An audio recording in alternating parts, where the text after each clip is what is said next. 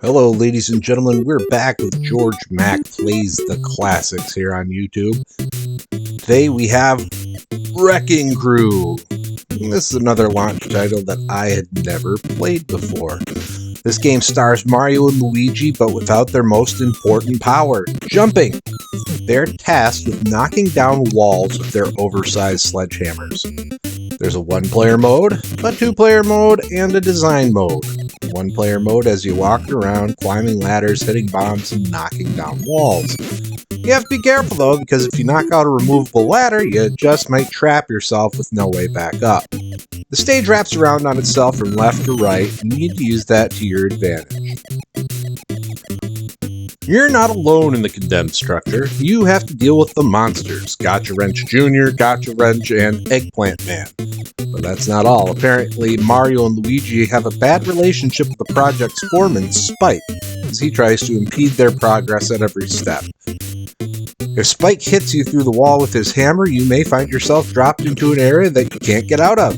Luckily, a fireball will shoot out of the floor you're on every once in a while, giving you a chance to die by fire. I classify this as a puzzle game because you have to do things in the right order or you'll set the state of the demo site to not conquerable.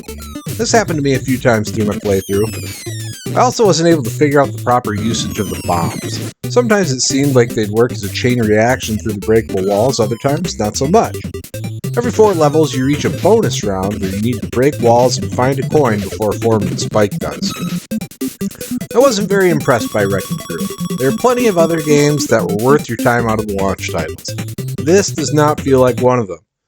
I'm sure there's some point of meta understanding where wrecking buildings become zen, but I didn't reach that state. Grading Wrecking Crew, I'll give the graphics a 1.5, very much on the low end of the launch titles. This takes us back to the arcade representation of Mario, which is not very detailed. The enemies are plain to me as well. I feel like this could have been a lot better. Sound gets a 2.0. I don't mind the sounds. They aren't great, but they aren't terrible. The gameplay song is kind of memorable and catchy.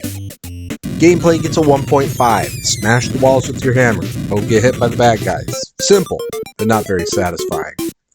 Difficulty gets a 2.5. You can easily get yourself into a Walking Dead situation where you can't move to the walls you need to wreck. I hate that, but it is certainly a way to increase the amount of time before you can win. Fun factor gets a 1.0. I didn't have fun while playing.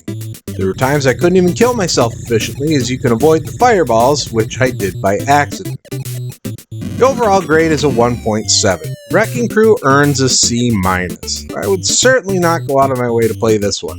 I'd rather play Clue Clue Land to scratch the puzzle itch out of the launch titles. Well, that's going to do it for me here. Make sure that you like and subscribe to Head Drop Productions on YouTube.